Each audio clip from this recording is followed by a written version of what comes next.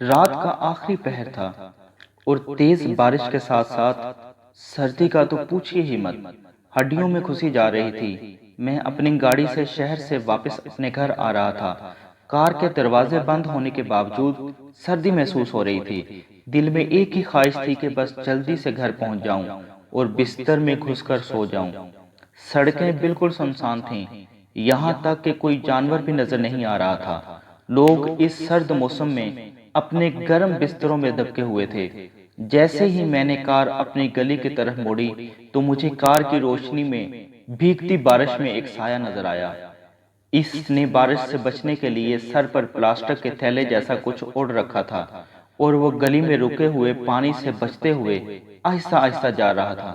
مجھے بہت حیرانی ہوئی کہ اس موسم میں، جبکہ رات کا بالکل آخری وقت ہے، کون اپنے گھر سے باہر نکل سکتا ہے؟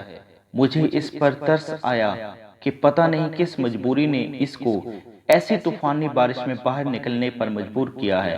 ہو سکتا ہے کہ گھر میں کوئی بیمار ہوگا اور اسے ہسپتال لے جانے کے لیے کوئی سواری ڈھونڈ رہا ہوگا۔ میں نے اس کے قریب جا کر گاڑی روکی اور شیشہ نیچے کر کے پوچھا، کیا بات ہے بھائی صاحب، آپ کہاں جا رہے ہو؟ سب ٹھیک تو ہے؟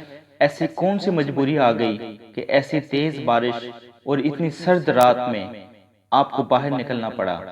آئیے میں آپ کو چھوڑ دیتا ہوں۔ اس نے میری طرف دیکھ کر مسکراتے ہوئے کہا، بھائی صاحب بہت بہت شکریہ، میں یہاں قریب ہی جا رہا ہوں، اس لیے پیدل ہی چلا جاؤں گا۔ میں نے پوچھا، لیکن آپ ایسی سردی اور بارش میں کہاں جا رہے ہو؟ اس نے کہا، مسجد۔ میں نے پوچھا، اس وقت مسجد میں جا کر کیا کرو گے؟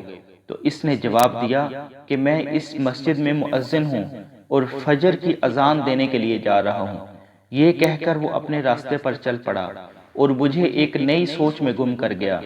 کیا آج تک ہم نے یہ سوچا ہے، سخت سردی کی رات میں طوفان ہو یا بارش، کون ہے جو اپنے وقت پر اللہ کے بلاوے کی صدا بلند کرتا ہے؟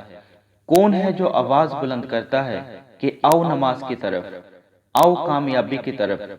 اور اسے اس کامیابی کا کتنا یقین ہے کہ اسے اس فرض ادا کرنے سے نہ تو سردی روک سکتی ہے اور نہ ہی بارش۔ جب ساری دنیا اپنے گرم بستروں میں نیند کے مزے لے رہی ہوتی ہے، تب وہ اپنا فرض ادا کرنے کے لیے اٹھ جاتا ہے۔ اور آج تک ہم نے کبھی یہ سوچا ہے ان کی تنخواہ کتنی ہوگی؟ شاید 4,000 سے 6,000 روپے۔ ایک مزدور بھی روزانہ 400 روپے کے مطابق مہینہ 12,000 روپے کما لیتا ہے۔ تب مجھے یقین ہوا کہ ایسے ہی لوگ ہیں جن کی وجہ سے اللہ ہم پر مہربان ہے۔ انہی لوگوں کی برکت سے دنیا کا نظام چل رہا ہے۔ میرا دل چاہا کہ نیچے اتر کر اس کو گلے لگاؤں، لیکن وہ جا چکا تھا اور تھوڑی ہی دیر کے بعد فضا اللہ اکبر کی صدا سے گونج اٹھی اور میرے قدم گھر جانے کے بجائے مسجد کی طرف اٹھ گئے۔ اور آج مجھے سردی میں نماز کے لیے جانا گرم بستر اور نیند سے بھی زیادہ اچھا لگتا ہے۔ یا اللہ، ہم سب کو 5 وقت باجماعت نماز پڑھنے کی توفیق عطا فرما۔ اے میرے پروردگار، اے پیارے محبوب حضرت محمد صلی اللہ علیہ وآلہ وسلم کے صدقے پوری دنیا میں جتنے لوگ وفات پا چکے ہیں ان کی مغفرت فرما، انہیں قبر کے عذاب سے بچا۔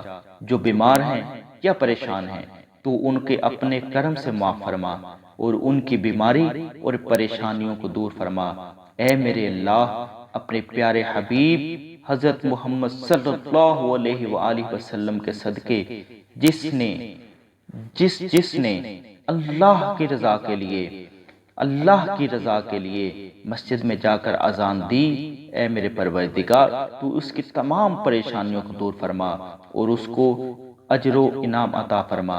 امید ہے آپ لوگوں کو یہ ویڈیو ضرور پسند آئی ہوگی اور آپ اس کو اپنے دوستوں کے ساتھ بھی ضرور شیئر کریں گے۔